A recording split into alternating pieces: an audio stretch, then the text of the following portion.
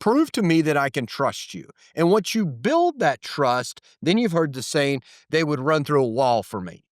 Well, they weren't willing to run through a wall for you day one of you being in that position. And it's not because of your title, and it's not because you say, because I say so. It's because what you've shown them and what you've earned.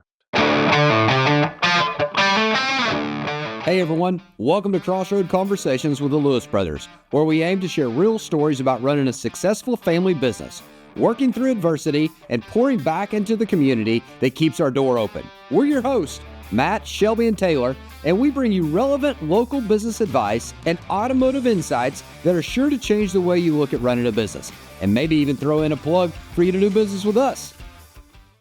Welcome back to episode 66, Crossroad Conversations with the Lewis Brothers. We're your hosts, Shelby, Matt, and Taylor, bringing you interesting, relevant, or whatever topics. And today we're talking the trust equation. Not specifically an equation, but the parts and pieces to it. How leaders build, break, and rebuild credibility. That's your equation. That's the equation right there. So not a numerical, but actual factual. Trust is the foundation of leadership and business success. Why trust matters now more than it ever has. When people think maybe the handshake has gone away, there is a nonverbal handshake that happens, and how easily trust can be built and destroyed. So we'll fully break that down and get into what we see, what works, and what things we have to work on. Hey, but before we dive into that episode, I do want to remind you about last week, episode 65. We discussed leading on empty. And if you're a business leader out there, we've all been there. We've been just at the end of the gas tank or nothing left in the gas tank, but we still got to show up and lead. So we break that down. If you missed that episode, it's a fantastic episode. It really talks about even when you don't think they can, your employees can read you. And they can see when you're at your best or not at your best. And really what your responsibility is as a leader on bringing your best for your team and how that trickles down to the rest of the team. So make sure to go back, check out that episodes and many more. And always check us out on lewissuperstore.com for all the automotive specials we got going on, and crossroadconversationpodcast.com for all the content that we go over, up to 66 episodes now. Ooh. So at least 66 hours worth of content. That can get you across the U.S. on a road trip. That's pretty solid. So make sure you go back and check that out. Hey, what's in the garage today? I love this because it makes the most sense. We are always value-minded people, so we love bringing great value to the table. The Ford Maverick, they brought this out a few years back. It brings the best of all the worlds of efficiency, effectiveness. So your payload, you're towing up to 4,000 pounds. You're able to haul up to 2,000 pounds. You're up to 45 miles a gallon.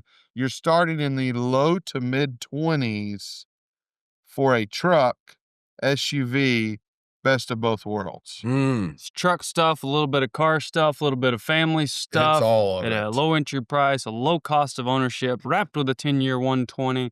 And we got a little bit of every shape and flavor from the entry level all the way to the trimmer. Oh, yeah. Off-road packages. Yep. All the options there available on the ground, starting at only $24,000 and some change. $999. New vehicle. All right, Sod, let's dive into this thing here, talking building trust. Showing up when you say you will. Why is that important? That's so important. And here's why. Why that's important. Because the word trust, I first kind of give a little bit of definition here. Break it down for us. Trust is earned, it's not given. We've all kind of heard that quote. But what does that really mean? It's not automatic. Just because you got manager or doctor or whatever else you want to put after your name doesn't mean that all of a sudden everybody trusts you. It's built over time through consistent, reliable actions, proving your character, fulfilling commitments, and demonstrating honesty, making you worthy of another's confidence, not just freely handed out. So what I hear from that when you say that it's earned, it's not given, it's not necessarily title. And we were just talking about this yesterday, and we were talking about employees and things going on. And it is so simple, but yet 99% of people miss it. Very rarely will you have to hear from a good leader who has built trust to say, I am your manager, or this is my name, or this is my title. Now listen to me. So that's so true. Yes. And there's a false piece there because some people that get in a manager role that maybe didn't have the best mentors, okay, that taught people to manage by fear. They'll stand up or they'll talk to their team and they'll put all these expectations out there. They'll attach them with fear. And in the short term, that will work. So then all of a sudden they think, man, what I did right there worked. Let me continue to do that. But they're not building trust. That's fear. And fear is a short-term game that will equal a high turnover with your employees. So what you've got to do is, Shelby, what you were breaking down there, and you first talked about it, you got to show up when you say you'll show up.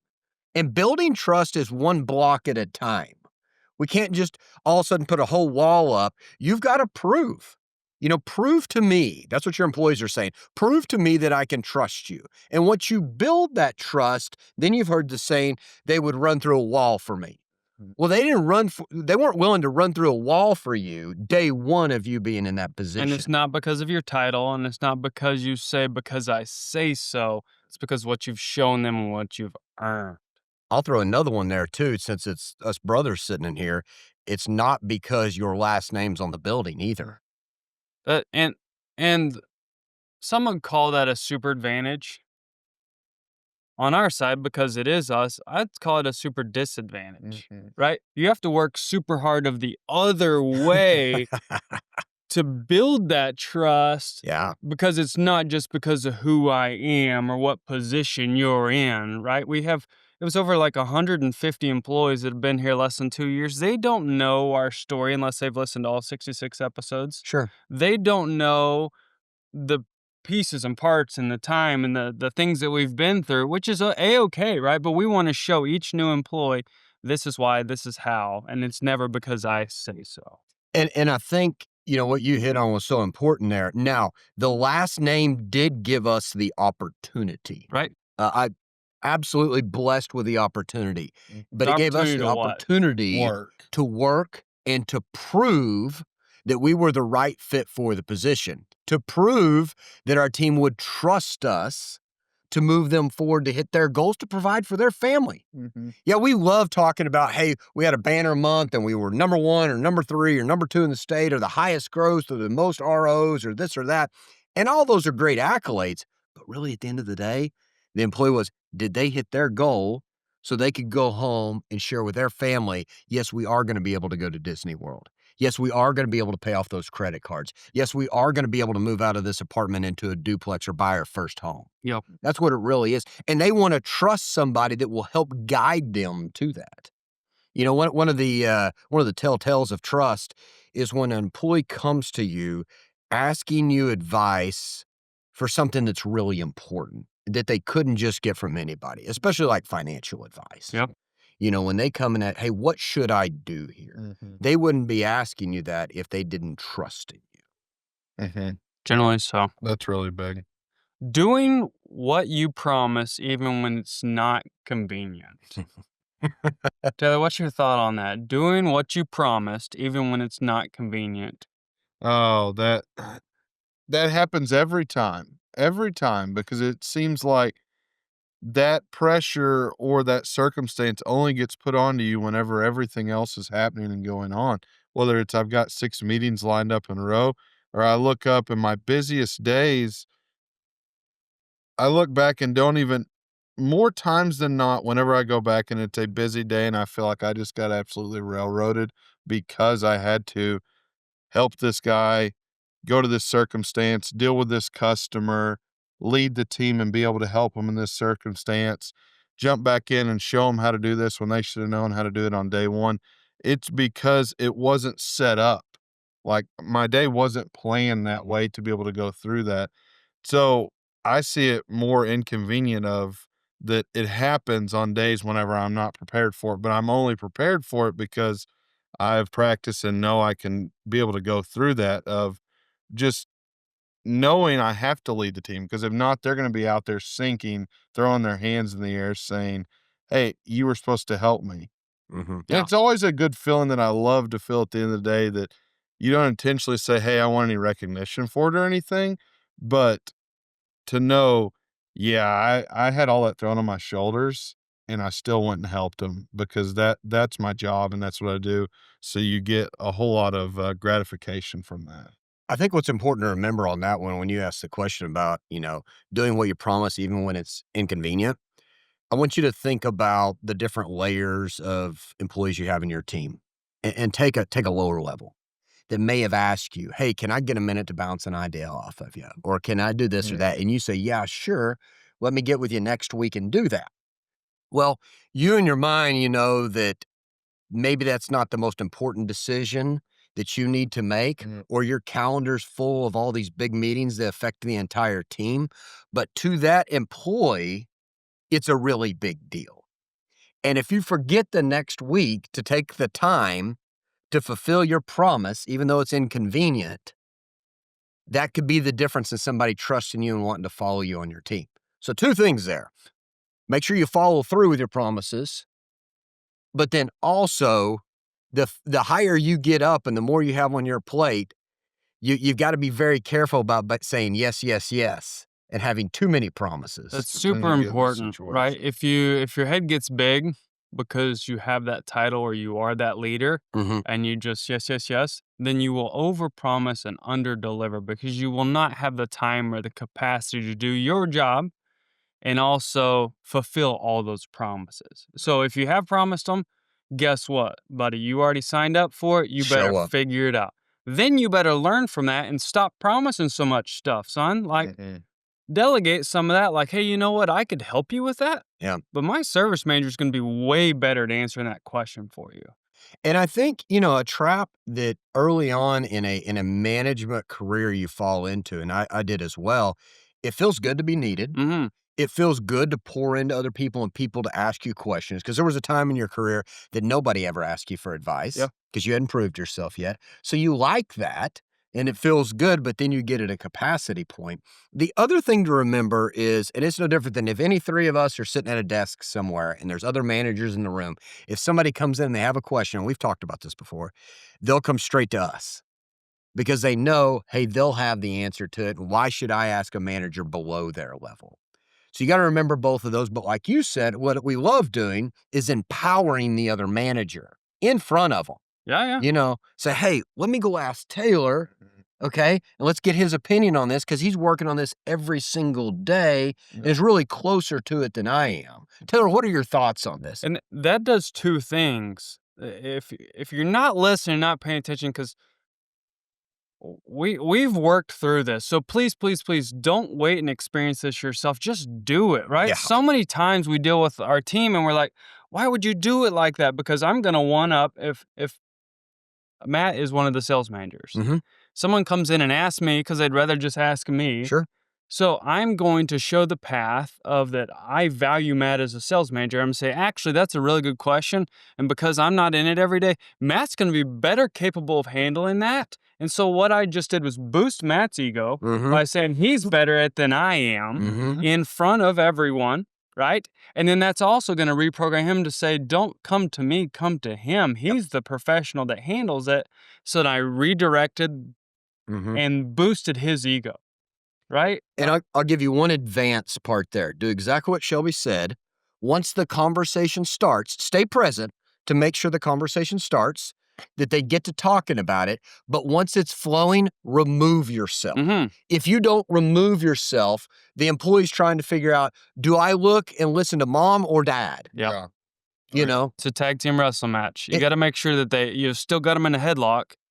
And you get them in there. Yep. And then you hand it off and you get out of the ring. You do. So then they're empowered and they're rocking and rolling. That's super solid there. All right, think about this. Being honest even when the answer isn't what people want. That's a hard one because naturally everybody's a people pleaser. Yep. Whether you say it or not. Like, let's look at it. Would you rather please people or would you rather have confrontation? Naturally, everybody would rather please people. It's a path of least resistance.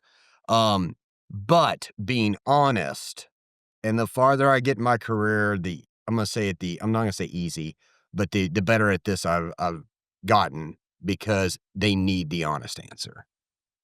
That's got to be delivered correctly. But they need the honest answer. Yeah. That's so important to be able to dive into. And more times than not, if you sugarcoat it or try to be nice to please them, it only prolongs a situation that probably needs to be addressed and makes it worse down the road. I can tell you multiple times when I knew that I should just hit this employee with a sledgehammer because they've been screwing up and not doing their job, but I know they're a good person and I want them on my team. Yeah.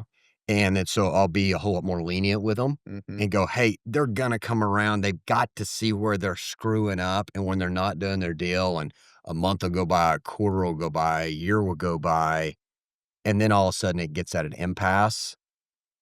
And when I sit down and talk to them, they're like, "I had no idea. I had no idea." I'm like, "How did you have no idea?" You can remember, you cannot see the forest when you're in the trees. Yeah. And you've just gotta be honest with them. Yeah, and it's generally just how you approach it, right? Just be honest, but approach it correctly, right time, Mhm, not in a heated situation, and with the right tone and the right how you deliver it, mhm. right? Not embarrassing them. And that jumps right into transparencies with wins and losses. If you're going to be honest, be transparent, and just speaking of the honesty thing, like too often, not you're giving out positive accolades, positive accolades, positive accolades, and you think that they know what they're doing.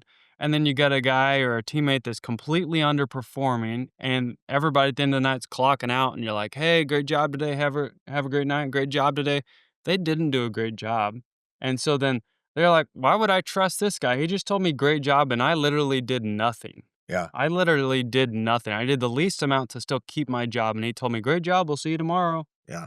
So that wasn't honest, and that wasn't transparent when you did do a good job, when you didn't do a good job. No, that's true. That's so true. And that's, in our realm of business, and we talk about our culture so much, and it's such a positive atmosphere, that's tough to switch back and forth from, because we're always positive talking, uplifting, great culture, but there's a time and a place, for the other as well. And, I'd say you brought up the transparency part there. Internal employees are really no different than what you're trying to do with your external customer. And if you'll think about that, you want to take great care of your external customer, your customer, so they'll tell people and they'll keep doing business with you. And then where they'll trust you in the future when you recommend a repair or you recommend a vehicle. It's the same thing you want from your employees. You want them to trust you. You want them to be able to tell their family members and everybody else what a great place it is to work. And you want their longevity, we'll call that the repeat business. Yeah. You want that as well. And we've talked about this in selling before. Three questions a customer asks for they'll buy from you. Do I know you? Do I like you? And can I trust you? Well, in order to build that trust, let's go to the employee side. In order to build that trust, they got to get to know you. Mhm. Okay.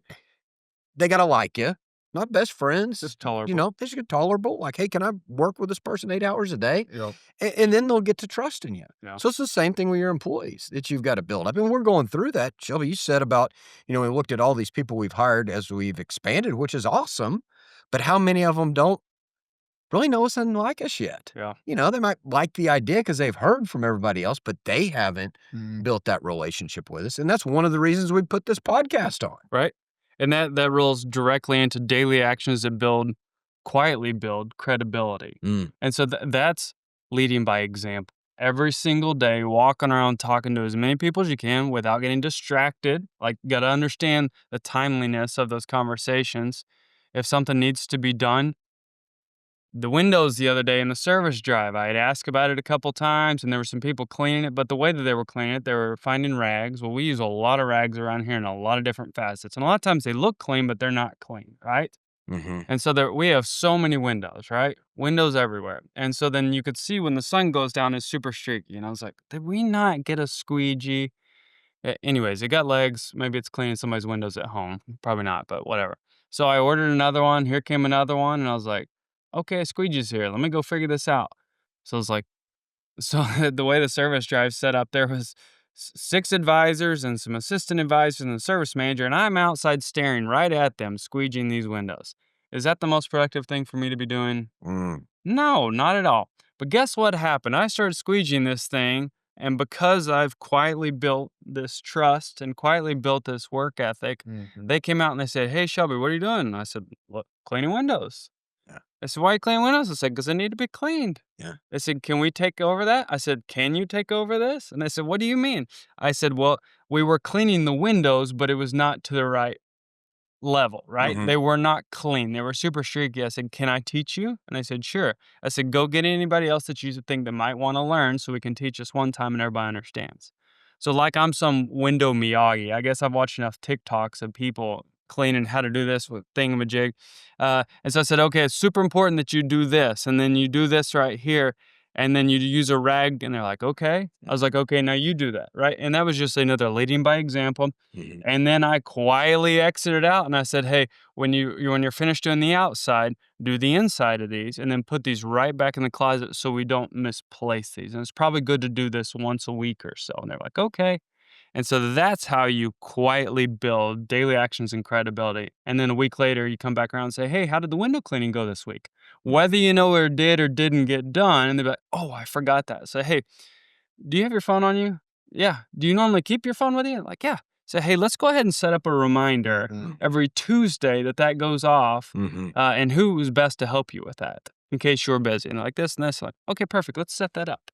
Right? That's such just a great example. I would say the other one too that I've noticed and I've found myself, there's 2 shifts. We all walk around a lot, so we're very visible and we're seen.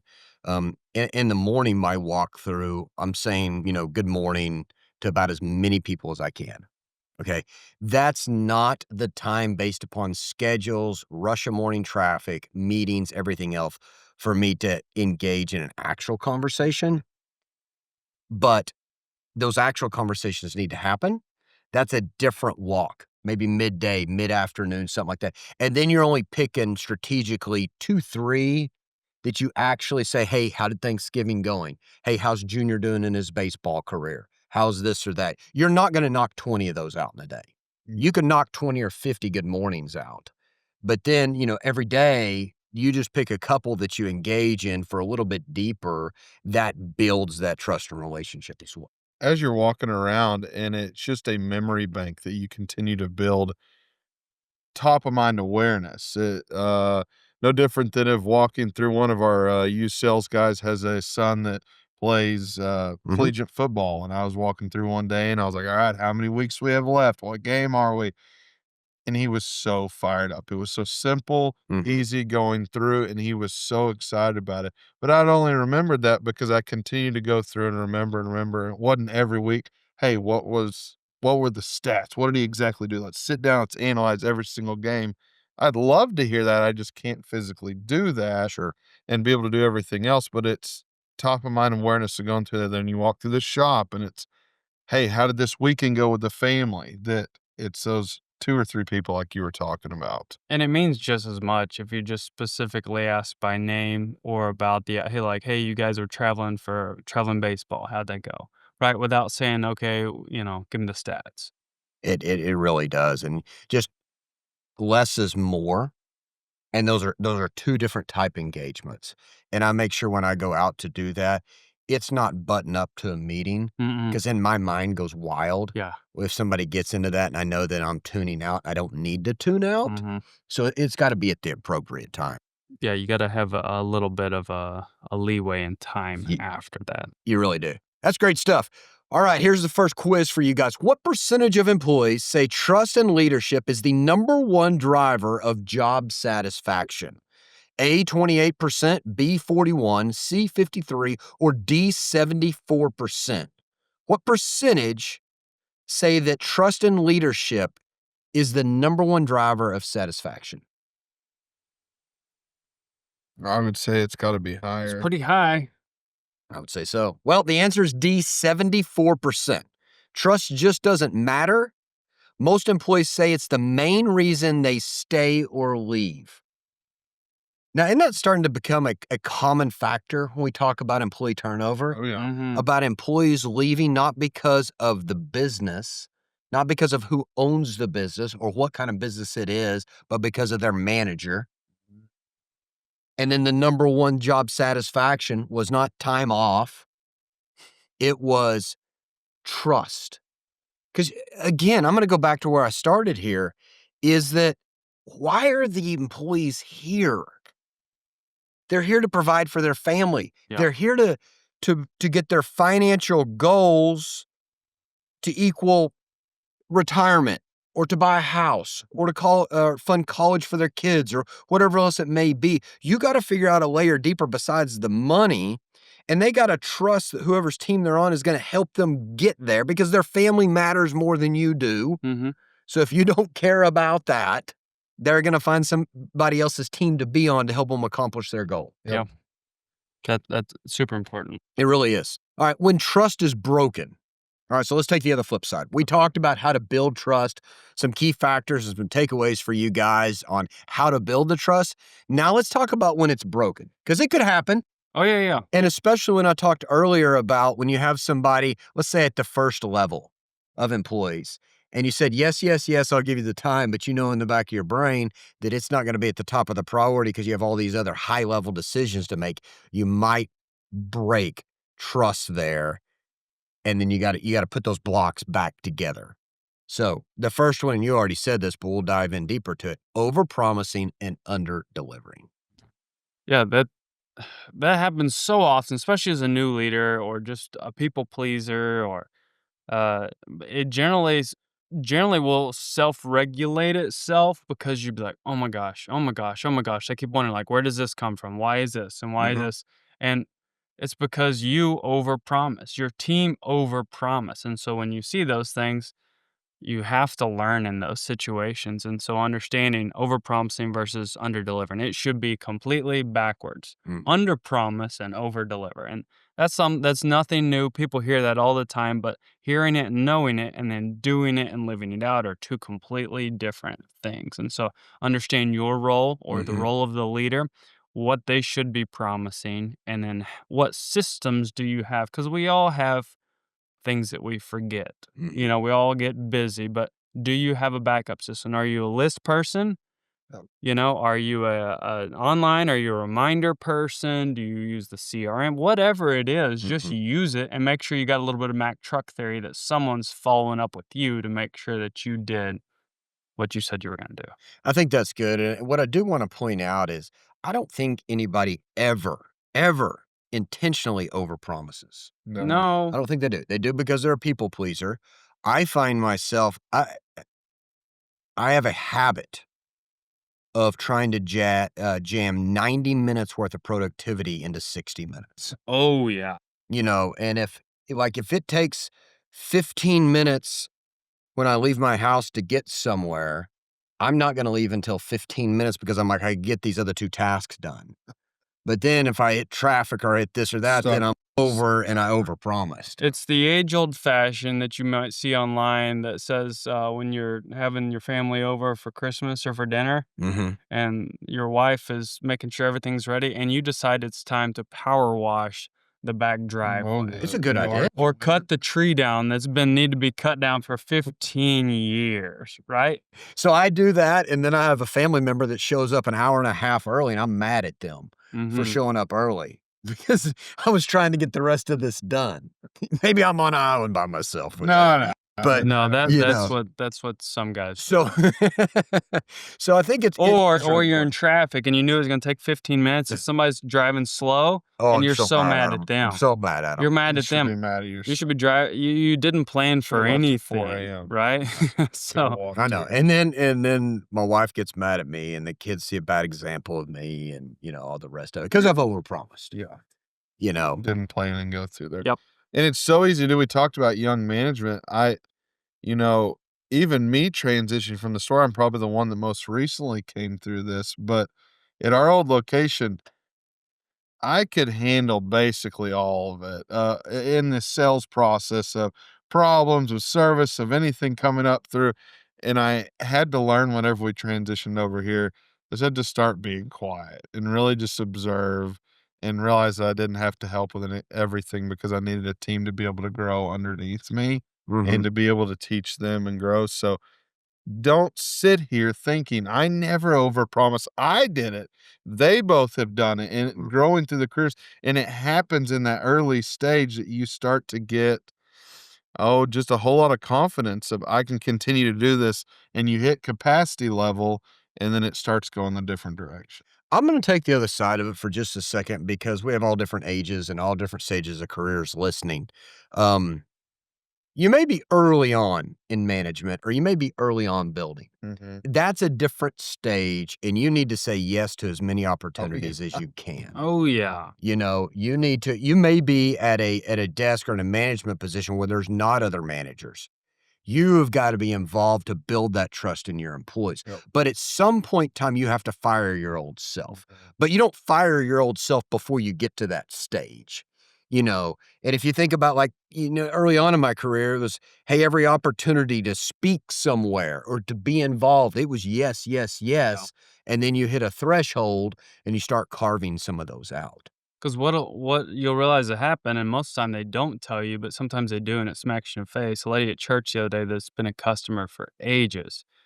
She's like, "Hey, I didn't hear back from you," which sometimes is not my strong suit, right? Mhm. And with no excuses, but plenty of good ones if you wanted them.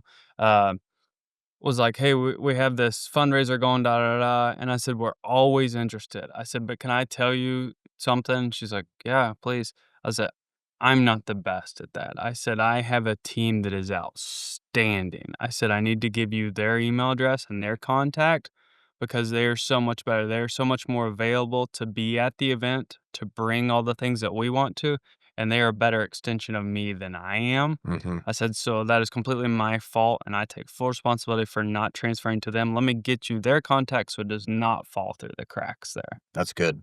You know, because That's really good. that's one of those things that everyone wants to talk to the highest level, yet they're not always gonna get the best No. experience because it does have the possibility to fall through the cracks there that, they want the highest level when I could give them another level that is gonna give them way more knowledge about it and way more time and attention and can give them what's necessary, but everyone always asks for this, and it's like, well, they don't know how to make the cheeseburger. They don't know how to Mhm. program the thermostat. They don't know how to set up the hot tub. Let me get you to my specialist in that area. Mhm. I would say that the next part here about losing transparency. We talked about transparency a little bit earlier on about wins and losses with transparency. And I'll tell you a layer that we integrated in about transparency, and it really helped manage, when we set up above when we were talking about, you know, when you need to be honest. This is a way to be honest without being confrontational. Mhm. Transparency, as we've grown, we have a whole lot more KPIs and a whole lot more metrics we look at. Mhm. So it's very transparent, especially our managers. If it's our weekly doc meetings that we have 3 times a week that are quick 10-15 minute meetings, everything's very transparent there. Where you stand, what your daily travel rate is, what you need to accomplish. If it's our manager meetings on Monday where we go over, how's your team been productive? Here's the printout of the facts. It's very transparent and honest about how your production's been. And that is a much better way to lead where it's not confrontational, Mhm. but it's right out there where you are. And it's never one single person. And the reason being is we have entire peers, whether it's finance managers, salespeople, service advisors, our new parts Top Gun deal, where it's transparent against their other peers and not in their own silo. Yeah, and thinking of that, but on the complete other side, so we serve people, right? And so oftentimes we talk about losing transparency. And so we talk about Numa that we use for text messaging to customers because our number one complaint, everyone's number one complaint is lack of communication. Mm-hmm. Right, and service is the highest level of frequency of people in the dealership. So think about that in your business. What's the highest level of frequency in this communication? So what if we order a part wrong or they send us the wrong part or we misdiagnosed it? More often than not, where you start losing transparency is when we've messed up and you try to fix it before going to the customer and telling them what happened. How you continue to have trust and build transparency or through transparency is communicating that. Mm-hmm. And so before they ask, hey, can I get a status update? As soon as you find something wrong, you need to be and this is how you keep trust. Shoot them a quick message. Hey, Mrs. Smith, just want to let you know parts did come in this morning. However, and please hear this. We think this is like we wake up and it's tattooed to our forehead, but just yesterday we were talking about it. Take 1000% responsibility on yourself. Mrs. Smith, I wanted to let you know parts came in this morning. Somehow, I take full responsibility. The part is not the correct part we need to fix your car. I've got with parts. They have found the correct part, and I've triple checked that. We have an emergency ordered, and I could possibly have it today, but if worst case scenario, it'd be here tomorrow. I apologize, but I just want to let you know in advance what's going on. I'll give you an update if anything changes before then. If not, I'll check out with you tomorrow first thing. Works for you, right? Because more often than not, we try to fix it before, like we're kids, right? We broke something at home. We got to fix it before dad gets home. And so then the result will be better because it's already fixed. No, dad just wanted to know, did we take responsibility and were we transparent about it? Can he trust us? There is a key point in what Shelby just went over. And most people will say, yes, I did that. I communicated with the customer that the wrong part came in. We got the right part. We're going to get it fixed. We apologize. But there's a key piece, and it's pivotal on how a customer sees it, is when did you deliver that message? Did you deliver that message before it ever came up? Or did you deliver that message when the customer called in to check status of their vehicle or their repair, whatever industry you're in? It must be done before the customer reaches out. If the customer reaches out, you've already failed on that. Yeah. You said the same thing, but timing was everything. Mm-hmm. Timing was everything. All right. Let's get y'all's thoughts on this. Mm-hmm. How silence or avoidance damages trust faster than making mistakes. So think about that, of like, not addressing something or just being silent, thinking, hey, it'll work itself out or they'll figure it out. And then all of a sudden somebody's like, I'm done. Yeah, that's the easy thing to do. That's complete human nature of wanting to, that's, avoiding confrontation that we talked about. And maybe that's the last straw that an employee's looking at you. It says, okay, we'll see how he handles this situation. And you don't do anything. And you're not intentionally thinking, hey, I'm really sweeping that under the rug. It's not the most important thing on my schedule right now, so I'm not going to get it. But in that employee's eyes, that was the utmost importance, and you didn't take the time to be able to address it. Whether it was long, sitting down for a long time, or a quick talk about it, you have to address it right then and there. It's so important. A lot of times that is what's detrimental, and you'll lose a good team member and you wonder why. It's because something so simple like that. I think something else that, and this isn't even on here, but I think this is important because we're talking about trust, and we all can get in this cycle of, especially if you're long in your career. So it's easy for me, being back in the store for over 20 years now, to go, hey, that first 10 years or 5 years ago or 15 years ago, I was involved. Everybody knew and they saw how I worked and how I helped those people and this and that. And you think, okay, I've paid my dues here. Now that will last for 30 more years. But you get a whole new group of people that come, they have no clue about that. I've been reminded about that about employees before. Some employees that have worked for us for a long time. And then they get to this point of feeling like that they're owed everything. It's like, no, we paid you for that. We appreciate that. But then every day stands on its own. Yeah.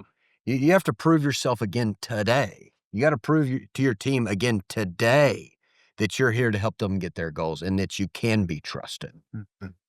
That's so important. It's not necessarily what you say or how you act. It's your character. Mm-hmm. It's your character, and your character is an everyday thing, right? And sometimes it'll be better in a worse version of your true character, but it is a daily thing to make sure your demeanor. It's not like, I know this is the right thing to say and I should say it, but then my character is something completely different. No, your Exactly. character needs to become the right way to do something, and the transparent and the trust building. And then you really, really, really, really become that, right? But it can't be like you're just doom and gloom and then you answer the phone at a whole different level. You have to be programmed to become that, right? If that's what you want, if that's what you signed up for. Sports is really the easiest thing. I know we relate a lot to it, but sports is it's business. Really, it is. When you get to the NFL, it's business. Yeah. And it's very transparent, and everybody's head's kind of on a chopping block. Yeah. But think about this. If the team won the Super Bowl, they won the Super Bowl, the next season, they still got to earn the right to win the Super Bowl. because everybody's after them. You just got more eyeballs on you, right? That's it. Right? Just because you won it 3 or 4 times doesn't mean it's automatic. You got to get out there and prove yourself again. It's no different than selling a car to a repeat customer. Mhm. Do not take that for granted, right? You earn the responsibility or the ability to Yeah, say, you get the hey, opportunity. I still want to try to take care of you, but you still need to, in your character, Mhm. take care of them the same way that you had to earn them. It's no different than in your marriage, right? That's right. When you attracted that person or you were, kindled that relationship, you still need to do that every single day. It's not like, all right, now we're married and I can do whatever I want, right? Yeah. Like, no, you have to continue to earn and build that trust. I talked about this in the sales meeting yesterday, and I love this story. Y'all have different versions of this story of customers that you've done business with over the years, but great customer, high school buddy, have done a whole lot of business with him. We're working on trucks, this last truck that he'd got, and we're looking at trading him out of a truck and putting him into a different one and looking at some used. And I said, hey, this is a structure we need to look at. He drove a whole lot of miles, was in um inequitable situation in his trade, but I said, hey, you need to do this. I was helping him out in his trade, everything I could do was all the money, thought I'd taken care of him there. I said, you need to save here. We're going to order you a truck. This will give you opportunity to be able to save for a big down payment, do whatever you want to do. We'll get you the truck you want. So, okay, great. So a couple months later, we were having dinner. And he's like, hey, I just want to tell you thank you. I was like, for what? And he said, for always taking care of me. And I said, yeah, man, absolutely. He said, well, I don't even want to tell you, but I went and shot my trade whenever we had talked last time. You were way over everyone else. My first response was like, you shot the trade. And then secondly, I was like, you bet, man. That's why I always take care of you. And so I was talking to the salesman and I was like, you think just because you sold aunt or uncle, or if it's your mom or grandma or whoever it would be, your aunt, cousin, I said, it comes down to what makes sense to them, that you bring value and you take care of. Yep. So it's a great reminder every time, no matter what your level of closeness is, they're always going to check you, and you should be thankful for that. Don't take offense to it. That's such a great reminder that, you get the opportunity. Oh, And that's what yeah. we talked about, the opportunity, not the Yes. guarantee of the sale. No, If you got repeat customers, or if you've done it with a business, or no different than us, last name being Lewis in the business, we got the opportunity, but you still got to prove your worth there. All right, I got a quick question for each one of y'all. In your opinion, what usually breaks trust first? Is it actions or communications? Now, I'll tell you, it could be both. It could be both. I was gonna but say, but I want you to want me to say? just pick one of the two, because there's not a wrong answer, and say, hey, I think what's first comes to your mind, Taylor, what usually breaks first, actions or communication? I think it's actions, because I think actions speak louder than words. But I think it's really close to it, but Yeah. actions. Shelby? I'll go the other way just because communication, right? No matter what the action is, if you didn't communicate well enough about it, then it's going to have the same effect. I would say both of y'all had, it's not even in here, but both of y'all had the right answer because you paused, because both go hand in hand. You know that your actions, 70% of communication is nonverbal, which are actions. Yeah. But you need to communicate because people can't read your mind. So both of those go hand in hand. That was great discussion on just when trust is broken. Yeah, most certainly. All right, Mythbuster time. If you make one big mistake, you'll lose everyone's trust forever. If you make one big mistake, you'll lose everyone's That'd be trust rough. forever. That'd be rough. I'm going to tell you this right now. That's false. Yeah. That's false. The key part is, though, when you make the mistake, you own up to it. The quicker you own up to it, the quicker you rebuild that trust. If you make excuses and point fingers about the mistake, you start losing trust even farther. That is the biggest thing and my largest pet peeve, because it's so easy, but people get hung up in their ego. They brought it with them instead of leaving it in the car. Is when there is a mistake. And I say when there is a mistake because there will always be mistakes, and it'll be let me tell you the behind the scenes. It won't generally be because of you, but that's what you tell the customer. And the person who is really good at that is like a Chick-fil-A at a high level. Mm-hmm. If your order is incorrect, which they have a lot of systems to make sure it's not incorrect, they do not say, hey, my cook prepared that wrong. They do not say, hey, I don't know what they're called, but the people who put the order together, because it's not the person that brings you the food that made the mistake. It's someone before them, Mm-hmm. right? My technician repaired that car incorrectly. My parts guy ordered the part wrong. No, they say, I apologize so greatly. Hey, if you wouldn't mind, if you'll pull forward in parking spot number 1, Mm-hmm. I'll get that corrected and bring it back to you. And they don't just bring the fries that they forgot. Generally, they're going to replace the whole meal so it's all hot. Mm-hmm. So it's not the issue, it's how they handled the issue. And so it's one of those things that, once again, and I keep saying this because there's even people in our dealership here that will not take responsibility. Maybe because it's not natural, because it's not. They say, you know what, we made a mistake and I take full responsibility. And I want to be transparent and communicate and respond in the best way when we fail. I'm going to share with you a story of something that recently happened to me. So I'm at the construction and developers meeting, big banquet. Awards banquet. Awards banquet. 500 people in there, okay, over all these companies, leaders, bankers, and all the stuff. I got the honor of emceeing it. So I'm emceeing the whole thing. Well, about halfway through the show, we're going to call up somebody to present another award. And the individual we're going to call up, I know this guy, and I've known him for a while. All right. But I am reading through, there wasn't a teleprompter, but I'm reading through all the stuff, and I'm reading it line by line because there's a bunch I got to go through. And I introduced this guy as Peyton. I said, I'd like to welcome to the stage Peyton from Podcast Videos. And I was like, Peyton's up here to present the next award. Peyton, come on up to the stage. And he gets up there, as he comes on stage, he looks over at me and he's like, Matt, did you forget my name? And I'm like in the zone. Yeah. This like thing. there's hundreds of names. And, right? and I'm like, no, man. He's like, you forgot my man. He's like, it's okay, stage fright. And I'm sitting there and I'm starting to sweat a little bit. Yeah. And he gets up to the mic and he's like, hey, I'm sorry. My name's actually Parker. It's not Peyton. And I'm sitting back there sweating. Because I couldn't just go to the back room. I still got to MC the rest of this Yeah, thing. no, the show must go on. And I'm like, how do I recover? I've known Parker for a while. Yeah. In fact, he helped us set up all this podcast stuff. Yeah. Oh, yeah. So I'm like, what do? I got to recover. And I'd made a mistake. And so he gets done and I'm like, okay, here's the microphone. So I get back up to the microphone and I said, you know what you do when you mispronounce somebody's name and you mess up? You don't blame it on the person that wrote it down right here. You take personal ownership of it. And I said, it's no different than football. When your great receiver misses a pass, what do? The next play, you go right to him.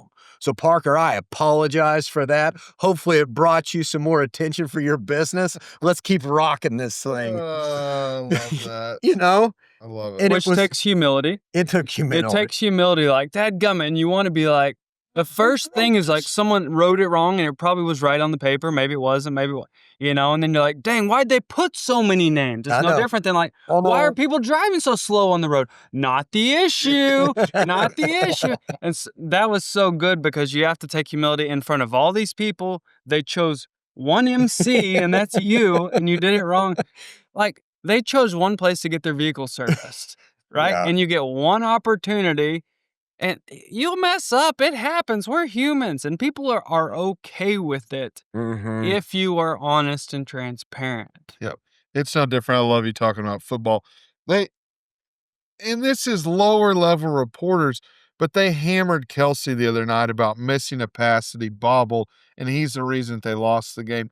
No, he's not. It was the entire game that they played that they didn't end up winning. So no matter what stage you're on, because then they hammered Mahomes after. It was like, can you believe Kelsey dropped that? And he's like, dude, he's my man.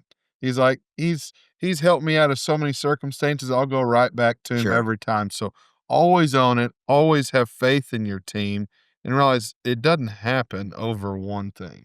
All right, so that was Mythbuster. We broke that down. Busted. The truth is, trust is not lost in one moment. Mm-hmm. It's lost when leaders fail to respond the right way. That's right. So diving into, continue to go through there, we've really broke it down, but rebuilding trust and creating loyalty. Mm-hmm. You know, I feel like we really create the good side on the loyalty, but owning mistakes publicly, we had talked about there, but making real changes, not empty apologies. And I think that comes to, the old saying of actions speak louder than words. Mm-hmm. And I like to tell people things so then they know. And I think we've developed as leaders, because in the past, we just do, and hopefully people see the actions, Uh-huh. and then people don't do without us saying as well. So it takes both, and that's why both of y'all paused when we said, was it action or was it communication? So I think not empty apologies. We say, hey, I'm sorry for this. We're going to make it right. But then you follow that up, in tandem with it on the actions we're doing. That's more important than saying it. Yeah. Saying it is so important, but then actually having that action, creating the policy. I'll tell you a scenario that we were in, and we battled this for a while. We had our finance team, and we were having some issues getting paperwork out to customers quick enough. And really it stemmed from them not having the titles from when we traded for vehicles, or not getting duplicate titles, or missing a POA, or all these pieces. And we're like, oh yeah, we're working on that. We're working on that. We're working on that. And I can remember our finance managers looking at us like, yeah, I hear what you're saying, but we've been talking about this for years. And I was like, we got to figure something else out here. Cause it had gotten a little bit better, Yep. but not where we needed to streamline. And it's like, okay, we're going to have these, I don't know how long it'll be. We're going to get everybody in the room. Yep. We're going to peel back the layers. And we had massive meetings about it. Well, because the person, whether it's the customer or the internal employee, they didn't see the behind the scenes work. Mhm. They don't see all the effort you are putting in to correct that issue, to create a new policy, to work on parts, to work on service. They don't see all that, right? So you're saying, I'm working on it. And they're like, I'm still driving through the drive-through ordering a number one, and I'm getting half a number two and half a number three. What are you working on, right? Yeah. It's the menu change, or the person in there taking the order changing. So then you said, hey, do you mind if we kind of open this up and Mhm. everyone sees, we're going to go ahead and put a window on the operation room and let you know actually what goes into it? And they're like, we had no clue. And you're like, But I'll tell you, when I first came up with that idea and we were talking about it, there were people in departments that are like, I don't really know if we're ready, because some of it was still messy. Yeah. And some of it still hadn't gotten ironed out. I was like, we got to just throw it on the table. I'll stand up there and referee it so it doesn't get out of control, because it could have. We're talking about some heated moments here. Yeah. But we worked through it all, and both sides were like, I had no clue you were dealing with all this heat. Yeah. I had no clue you were missing all this. And I had no clue the work that y'all had done so far to get it to start making progress. Because it went the other way before it came back. Oh, yeah. We opened that up, and you think we addressed that situation. We're like, okay, we're going to come back out of it. No, she kept going down. which was necessary because we couldn't, we were the positive people in between it all. We got all the wrath from finance and got all the wrath from the office. It was a mess. And we'd come out and be like, hey, we're working on it. Good things are coming from it. And in your brain, you're just like, oh my gosh. We would sit after Oh my meetings and kind gosh. of look at each other and say, whoa. So it's like, all right, let's just put them all in here. And so then if someone had a problem, I love this. If someone has to have a problem, they can't bring a problem without a solution. That's right. So it's like, okay, they're not getting their paperwork. What's your solution, big boy?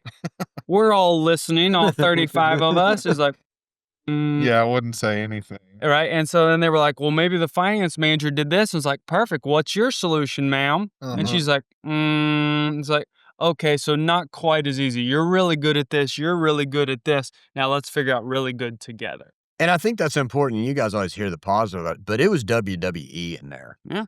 We had that one, I think one of them was almost a 4-hour meeting It was we had high performing producers of revenue that we pulled out of the store, out of the office, peeling back these layers to build trust internally that this was going on, because both departments needed each other. And it had to get rough, and it had to get way down there. And it didn't fix itself after that meeting. There was an understanding, though. But there was an understanding, okay, we are working on it. No, there won't be a fix tomorrow, but we all have the same goal in mind.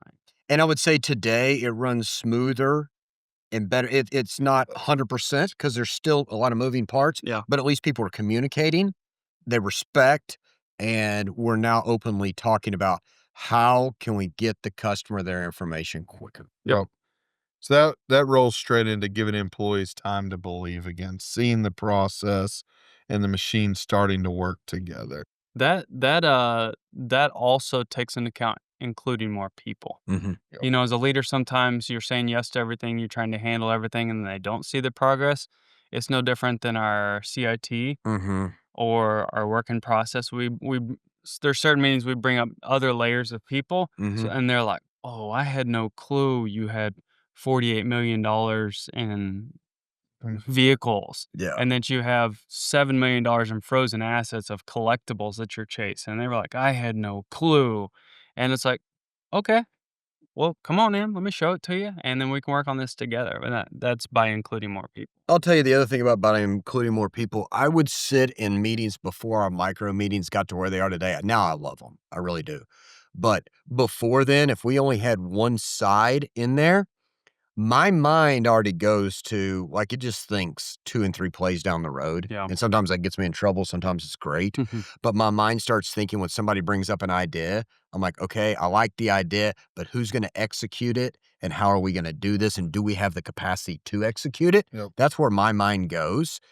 And when we'd be in a meeting where we were on the one side and it affected the other side and the other side wasn't in the meeting, I'm thinking in my mind, okay, now I got to take all this and go talk to the other side. That's going to be another hour or 2 hour. And I may not translate some of it the same. You're not going to. When we finally put both in there, things started happening. It was translated correctly. Questions were asked. And when we were done with the meeting, we were done with the meeting. Yeah. The action went forward. Mm. So that's really important to have the correct people in the meeting. Yeah. That it affects. All right, wrapping this area up there, I want y'all's take on how leaders prevent repeating the same trust mistakes. I think the main issue there is, number one, recognize that you made a mistake. Yep. You first have to recognize that. Yeah. If you make excuses, you're going to constantly be thinking about what excuse did I make, and I got to back that one up with this and this. Just own it. Yep. Just own it. And then the second thing, like after you've put the fire out right then back up and go, what can I do to prevent this mistake from happening again? I'm okay if a mistake happens one time, because that usually means we're pushing the envelope. Yeah. On trying to progress, on trying to improve. I'm not okay when it happens a second and a third time. You need to use that opportunity to fix whatever upstream made this mistake happen. Yeah, it's no different than if you go back to the story of McDonald's when it went from one store Yep. to when they brought in, was it Ray Kroc? Ray Kroc, yeah. Brought it in, and he was talking about French fries, and the one guy was like, "Hey, that's not long enough." He's like, "Actually, no, that's perfect." Right? And so he was talking about the time. It was like perfect degree of the oil temperature, were the fries frozen or not, and how long were they in there, right? And so having that right person, when the mistake's made, it's okay. Just handle the problem, right? And you don't have to handle the solution in front of the person, but you sit down and you make sure, is it very clearly written how long I should cook the fries? Is it very clearly written? Is everyone who's going to touch or be part of this process, are they very clear in understanding that standard operating procedure? And then do they have a very clear understanding of their job description? And so you fix that, you ask that question, is it, and can they find it? Right? And then if not, then do it. Yep. It's so simple, right? And then make sure they have that, and then follow back up on it and review on it and follow back up on it, because you have to create a new habit. That's right. That's right. All right, as we're wrapping this up here, hey, a question for you guys. What's one thing leaders do that unintentionally damages trust without even realizing it? So think about that. What do you think the one thing as a leader that does that they don't necessarily mean to, but unintentionally it damages trust without even realizing it? I'm going to say an early leader Okay. is going to say yes, yes, yes, yes, yes, yes, yes to way too much or more than their capacity is currently able to handle. Okay. Because they want to be in the spotlight, because they want to be that person. We've talked about that. And then they don't take into account all the things necessary. And so they don't follow through with it. It's a lot for one person, but only one person asks one task, and you're going to miss some of those one people, one task. Just overcommitting again. Just overcommitting again. I think as a new leader that happens, and you don't you're excited for the role, but you don't have the process to capture all those things and follow through on them. That's good. I'm going to piggyback off of that and say you don't have to please everybody.